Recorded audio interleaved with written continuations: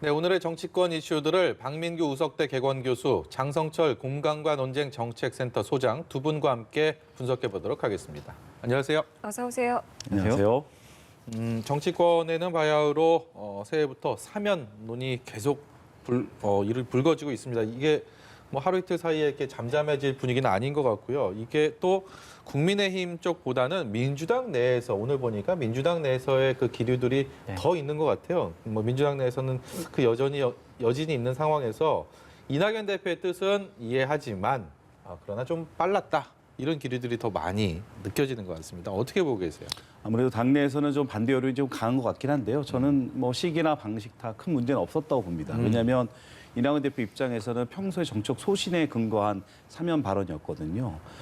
이번에 국회 교수단체 연설에서 이낙연 대표는 우분투라는 아프리카어를 그랬죠? 인용하면서 너와 나 함께 그리고 공동체 정신을 강조하는 정책 소신을 밝혀왔고 이번에 사면 제안도 그 연속성상이 있었다고 보고요.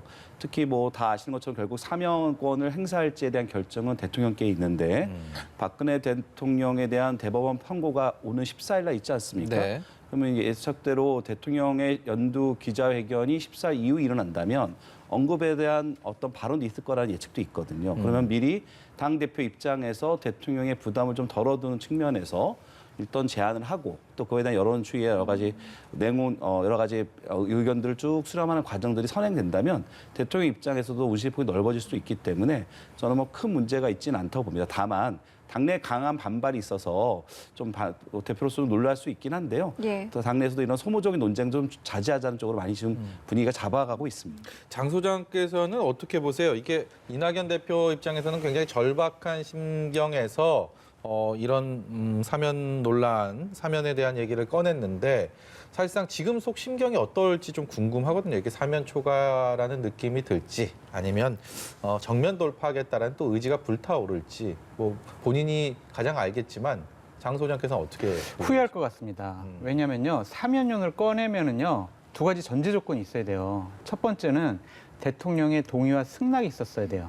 대통령과 충분히 교감을 해서 대통령의 뜻과 의지가 뭔지를 알고 나서 저걸 던졌어야 해요. 네. 그리고 또 하나는 사면론을 제기했을 때 당내에서 반발하는 지지자들을 설득을 할 수 있어야 돼요. 그래서 자신이 원하는 방향으로 이끌어올 수 있어야 합니다. 근데 상황을 따져보면 두 개 다 제대로 논의도 하지도 않았고 설득도 하지 못했다라는 결론을 우리가 받을 수밖에 없어요. 그럼 이렇게 되면요. 어떻게 되냐면 저 사람이 정치적인 판단력이 좀 부족한 거 아니야? 당대표로서 대권 후보로서 리더십이 좀 부족한 거 아니야?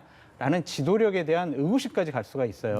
왜냐하면 저는 이번이 자살골, 두 번째 자살골이라고 저는 말씀드리고 싶은 게 뭐냐면 우리 기억하시죠? 한 두 달 전쯤인가요? 추윤 갈등 때 국정조사하자라고 느닷없이 얘기를 하셨잖아요. 그랬다가 당내에서 어마어마한 반발이 불러일으키니까 아니야, 그거 지금 하자는 건 아니고 논의해가지고 합시다라고 한 발 빼셨어요. 그때는 그래 국정조사에서 좀 뭐 사실 밝힐 수도 있지라고 했지만 이런 일이 반복되면은요 결국엔 저분이 정책인 판단력이 부족하고 지도자로서 자격이 없다, 자질이 없다 이러한 문제까지 비화될 수 있어서 상당히 후회할 것 같다라는 생각이 듭니다. 말씀하신 것처럼 리더십에 상처를 입었다라는 분석이 실제로도 나오고 있는데요. 앞으로 이 당내 갈등을 좀 어떻게 봉합을 해가야 된다고 보시는지요?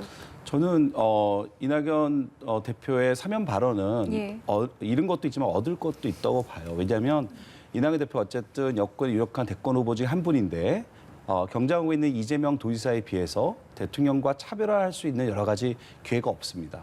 전직 국무총리로서 문재인 정부를 같이 이끌어왔기 때문에 뭔가 본인의 소신 발언할 수 있는 공간이 거의 없거든요. 근데 이번 사면만큼은 결국 문재인 대통령과 적정하게 차별할 수 있는 좋은 하나의 본인의 정책 소신과도 연결돼 있기 때문에 저는 단기적으로는 조금 위기일 수 있지만 중장기적으로는 충분히 이낙연 표 정치를 시작할 수 있는 하나의 계기도 될 수 있다라고 생각합니다. 저 한 가지 더 질문을 드리고 싶은데요. 일부 언론에서는 강성 친문이라는 표현을 쓰는데 저는 뭐 민주당의 아주 적극적인 지지자들이라는 표현으로 좀 바꿔서 여쭤보겠습니다. 민주당의 적극적인 지지자들은 이번 사면론을 제기한 이낙연 대표에 대한 연일 강공을 이어가고 있습니다. 굉장히 비판 수위를 높여가고 있고 그렇기 때문에 이낙연 대표 입장에서는 리더십 부분도 그리고 차기 대권을 생각하고 있는 이 상황에서도 참 여러 가지 생각이 들 수밖에 없을 것 같은데 이런 강성 그러니까 적극적인 이런 지지자들이 사실 이번 일을 계기로 또 한 번 민주당에서 한번 다시 생각해봐야 되는 민주당의 앞으로의 재보궐선거와 대선까지를 봤을 때 과연 이게 얼마나 더 응집되고 더 힘이 될 수 있을지에 대한 그런 계기가 되지 않을까 이런 얘기들도 많이 있거든요. 어떻게 보십니까? 그 전직 대통령께서 이제 대법원 판결 한 번은 유죄가 확정이 됐고 박근혜 전 대통령은 이제 14일 날 나올 예정인데요. 네. 유죄가 된 이후에 일정 시간 옥고를 치른 경우에는 대통령이나 어떤 책임 있는 위치에 있는 입장에서는 네. 민주당 당내 지지도 중요하지만 전체 국민도 바라봐야 되거든요. 그러다 보니 이낙연 대표는 고민 끝에 내린 발언이었다고 저는 생각을 하고요. 말씀처럼 친문 지지자들 어떤 민주당의 적극적 지지를 보내고 있는 핵심 당원분들은 전직 대통령들이 어떤 진심 어린 반성도 없이 대통령 사면을 꺼내는 게 맞느냐라는 주장이 있습니다. 일부 예. 이해가 되지만 현재 문재인 정부 입장에서는 이제 집권 5년 차거든요. 이제 성과를 내야 되고 특히 코로나 위기라는 이 국정과제 수행하기 위해서는 국민 통합을 위해서 모든 카드를 다 고민할 필요가 있습니다. 그런 측면에서 대통령에게 입장 부분 부담을 덜어준 측면에서 이낙연 대표가 사면권을 냈다고 저는 보고 있기 때문에 네. 일정 부분 장기적으로 봤을 때는 문재인 대통령을 지지하고 또는 당내에서 이낙연 대표의 사면 발언에 대한 강한 반대를 하고 있는 분들조차도 이낙연 대표가 어쨌든 남은 임기 2개월 동안 좀 더 당 중심적으로 좀 더 먼저 아젠다를 내세우고 당 중심적으로 대통령의 부담을 줄어들이는 차원의 일을 계속한다면 충분히 극복할 수도 있지 않을까라고 생각해 봅니다.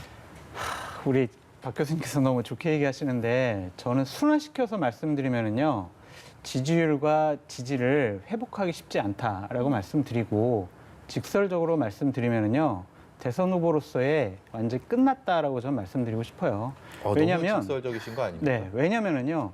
이번에 대통령을 그다음에 민주당을 강력하게 지지하는 지지자들로부터 완전히 마음을 빼앗겼어요.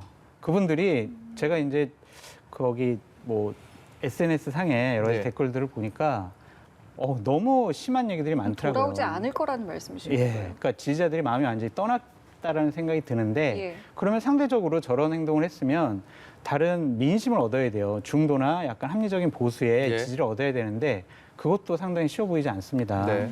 그렇기 때문에 대선 후보로서 상당히 타격을 받은 것이 아니냐라는 네. 생각이 듭니다.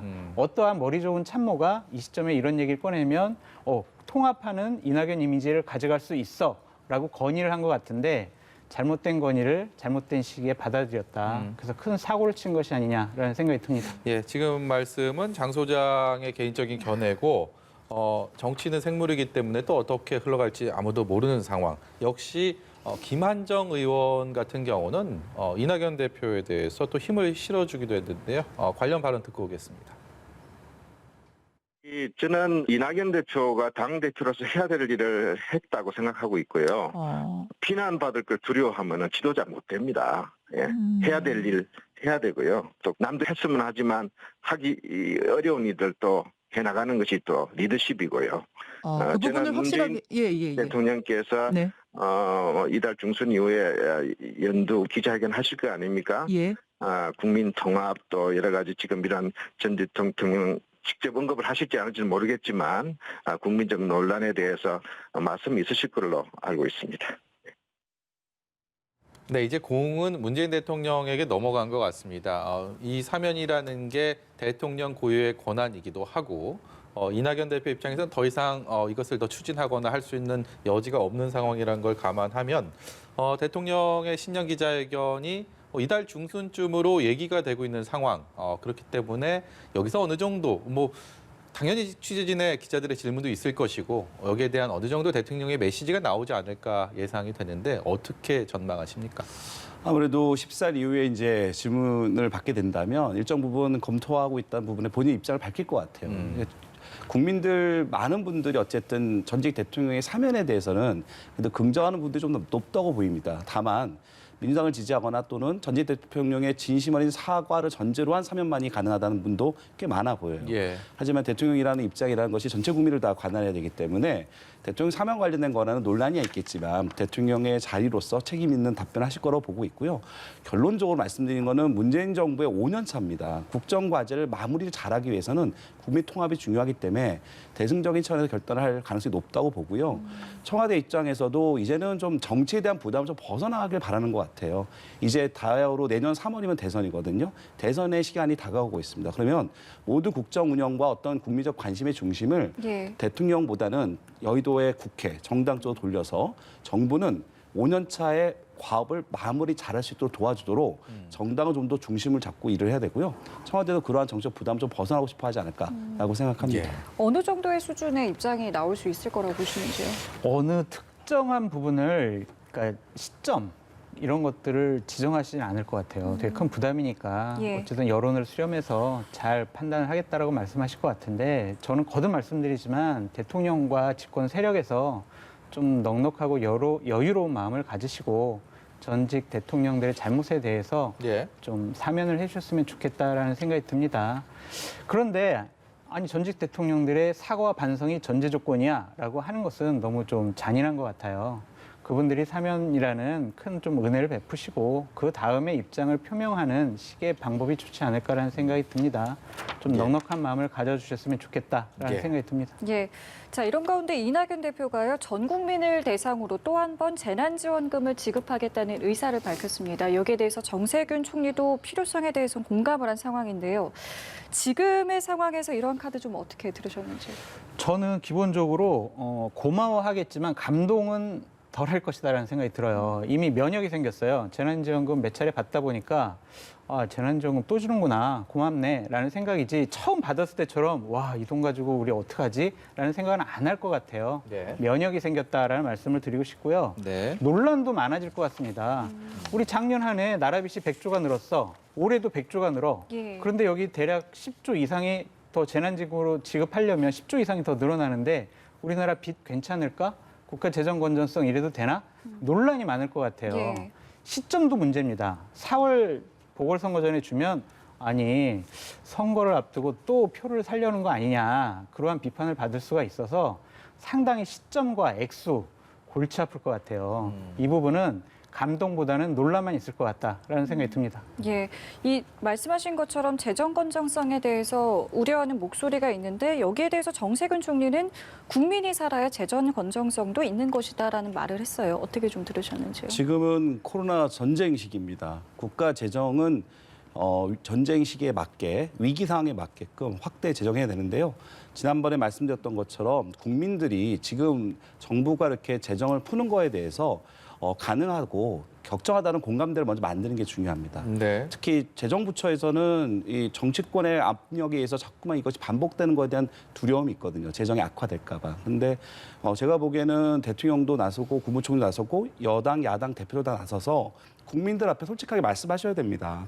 지금 쓰고 있는 재정은 우리가 미래에 갚아야 될 빚이다. 그리고 이번에 쓰는 재정, 여러 가지 지원금들은 정말 일시적이고 한시적인 아주 예외적인 돈이다. 하지만 우리 모두 이러한 돈들을 활용해서 하루빨리 경제를 회복하고 코로나 위기를 극복하고 특히 코로나가 만들어진 여러 가지 위기 계층들의 어떤 어려움을 한번 보듬자, 공동체를 다시 만들자라는 의지를 표현해야 되기 때문에 저는 충분히 정부는 정부답게, 여당은 여당답게 자기 역할을 해야 된다고 보고요. 이 부분만큼은 야당도 일정 부분 여러 가지 시기에 대한 논란이 있겠지만 큰 틀에 동의하지 않을까라고 예상해 봅니다. 지금부터 그 얘기가 나오고 뭐 적어도 두세 달 안에 지급이 된다면 선거용이라는 또 그런 오해 아닌 오해를 불러일으킬 수밖에 없는 상황 아닙니까? 그런 논란은 어쩔 수가 없죠. 그렇다고 선거 이후로 미룹니까? 위기가 닥쳤는데요. 예.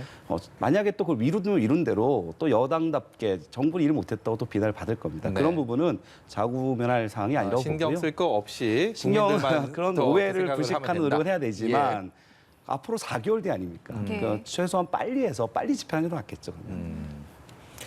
알겠습니다. 지난주 이 시간에요. 장성철 소장이 오세훈 전 서울시장의 서울시장 출마에 대해서 아주 확실하다라고 얘기를 하면서 어느 정도 본인의 좀 근거를 밝히기도 했는데 실제로 그런 분위기가 뭐 형성되고 있는 것 같습니다. 예. 나경원 전 원내대표도 그렇고요. 오늘은 이제 오신환 전 의원이 출사표를 던졌는데 국민의힘 내부적으로 이런 후보군들이 뭐 소위 말하는 정치권에서 이름값을 하는 후보군들이 수면 위로 올라오는 모양새입니다. 네. 그러니까 인지도와 지지도가 높은 분들이 출마를 선언을 해야 흥행이 될 거 아니겠습니까? 예. 지금 뭐 많은 분들이 출마 선언을 했지만 상대적으로 인지도와 지지도가 낮아요. 그래서 지금 안철수 대표가 높게 나오는 부분이 있습니다. 나경원, 오세훈 이 두 분이 출마 선언을 하게 된다면요. 안철수 대표의 저런 지지율도 좀 조정을 받을 거라고 생각이 들어요. 제가 파악해본 바로는 나경원 전 원내대표는 이번 주 안에 출마 선언을 하게 될 것 같고 예. 오세훈 전 시장 같은 경우에는 다음 주 안으로 출마 선언을 하게 될 것 같습니다. 예. 예. 그러니까 두 분 같은 경우에는 지금 상당히 준비를 많이 하고 있는데 예. 서울 시민들이 원하는 것이 무엇이냐? 첫 번째, 부동산 문제든 주거 안정이 문제다. 두 번째, 코로나 극복이 문제다. 이 부분에 대해서 해답을 어떻게 내야 될지 상당히 고심하는 것 같고요. 이틀 전에 두 분이 만나서 뭐 단일화를 협상을 하고 또 어떤 서로 출마 여부에 대해서 의사타진을 했다고 했는데 예. 그 당시에는 두 분의 생각이 좀 달랐던 것 같아요. 그러니까 오세훈 후보 같은 경우에는 내가 나갈 테니까 당신은 좀 접고 나를 밀어줘라고 생각을 한 것 같고 나경원 전 원내대표는 아니 왜 나한테 저런 소리를 하지? 나는 출마할 거야라는 서로의 의사를 타진한 것으로 보여집니다. 앞으로 국민의힘의 서울시장 경선 재밌어질 것 같습니다. 그럼 이- 소장님 예. 말씀은 두 인물 모두 출사표를 낸다는 말씀이시죠? 네, 그렇습니다. 두 분 다 출마합니다. 이것도 단일화에 대한 것이 또 한 가지의 화두가 될 것일 것 같고 그리고 또 한 가지는 오세훈 전 시장의 시장직을 있다가 서울시 무상급식 문제로 내려오면서 당시 한나라당 후보로 나온 사람이 나경원 맞습니다. 네. 전 원내대표입니다. 이 구도도 굉장히 흥미롭네요. 그럴 것 같아요. 그러니까 오세훈 시장 같은 경우에는 트라우마가 있는 것 같아요. 패배에 대한 트라우마 때문에 자꾸 출마 선언 시기를 뒤로 늦추고 있는데 예. 상당히 많은 당협위원장들과 지지자들을 만나서 예. 네. 본인의 출마에 대한 당위성을 얘기를 하고 계시고 좀 지지를 호소하고 있는데 내가 이번에도 지면 경선에서 지면 나 어떡하지? 나는 정치 생명 끝나는 것이 아니야? 라는 걱정을 하는 것 같고 예. 나경원 전 원내대표는 아니야 나는 이번에 경선에서 져도 나의 정치적 입지는 더 탄탄해지고 다음번에 당대표나 대선까지 도전할 수 있는 근거가 마련돼라고 판단을 하는 것 같습니다. 예. 그래서 결국에는 두 분 다 예. 출마할 것 같다라고 제가 예측해 봅니다. 예. 자, 그렇다면은 보수 야권 단일화 요구에 대한 나경원 전 의원의 생각을 잠시 듣고 다시 대담 이어가도록 하겠습니다. 반문재인 연대에서 단일화하는 거는 너무나 중요하다고 생각하고요. 그거는 당연히 이루어야 될 과제라고 생각을 하는데 이제 안철수 후보가 출마하면서 뭐 단일화 하겠다고 말씀을 하셨는데 예. 이거 뭐 더 어려워지는 것 아닌가 하는 걱정은 있습니다. 그러니까. 정말 이 단일화 끝까지 제대로 유불리를 놓고선들 네. 할 수 있을런지 그런 네. 걱정이 많이 있습니다. 그건 좀 객관적으로 본다면 나경원 전 원내대표 지금 뭐 음성을 들었지만 그리고 오세훈 전 시장도 그렇고요. 국민의당 안철수 대표 하나하나의 이름값만으로는 서울시장 후보로는 크게 부족함이 없는 어느 당에서 보든 간에 그런 상황인데 이들을 단일화해서 시너지를 효과를 불러오느냐 아니면 이게 정말 갈기갈기 찢어지는 뭐 이 지지가 되느냐 이 부분이 재보선 특히 보수 야권에 있어서는 가장 흥미로운 포인트가 아닌가 이런 생각이 듭니다. 그 안철수 대표가 높은 인지도 때문에 지금 여론조사 1등을 달리고 있는데요. 예. 네. 국민의힘의 유력 후보들이 출마 선언하고 경선이 치러지면 저는 국민의힘 후보로 선택된 정치인이 안철수 대표보다도 높은 지지율을 차지할 가능성이 있다고 봅니다. 정치는 살아있는 생물이기 때문에 결국 국민들이 이번 서울시장 선거를 바라보는 관점이 어떤 정책 관련된 선거보다도 정치 선거에 흐름으로 갈 확률이 높거든요. 결국 그렇다면 서울 시민들께서 이 코로나 위기를 정부와 함께 협력하는 여당 시장을 선택할 건지 아니면 정부와는 갈등을 표현하겠지만 뭔가 문재인 정부와 민주당이 좀 더 경고 사인을 보낼 건지 그 선택에 따라서 서울시장 선거 결과가 갈라질 것 같고요. 그런 예. 의미에서 안철수 대표가 완주할지 여부도 잘 모르겠고 예. 저는 그 과정 속에서 단일화의 조건이 경선 룰보다도 단일화할 경우에 어떤 걸 서로 주고받을 건가에 대한 논의가 돼야 될 텐데 과연 그것이 잘 이루어질까 저는 의구심이 듭니다. 안철수 대표는 어떤 선택을 할 것 같습니까? 저는 기본적으로 최종적으로 국민의힘 후보와 단일화 할 것 같아요. 근데 한 가지 이제 큰 문제가 남아 있죠. 국민의힘의 입당에서 경선을 치를 것이냐 아니면 예. 외곽에서 치를 것이냐라는 건데 저는 입당에서 치를 거라고 보여져요. 왜냐하면 국민의힘의 지지 없이 어떻게 중도표만 가지고 안철수 대표가 서울시장에 예. 당선될 수 있겠습니까? 국민의힘도 후보가 있고 안철수 대표 본인도 서울시장으로 나가고 싶어 하는데 기본적으로 김종인 위원장 등 당 지도부는 들어와라. 당신이 원하는 경선을 우리가 다 받아주겠다. 그러니 들어와서 경선해라. 그래서 제1야당이 국민의힘 후보로 출마를 하든지 말든지 결정을 해라라고 압박을 할 것 같아요. 그렇기 때문에 결국에는 당에 들어와서 출마를 하게 되지 않을까라고 예측을 해봅니다. 예, 여당의 경우는요, 우상호 의원에 대해서 임종석 전 비서실장이 지지를 보냈습니다. 현재 여당의 주류죠. 이 86세대의 역할론이 다시 좀 주목을 받고 있는데요.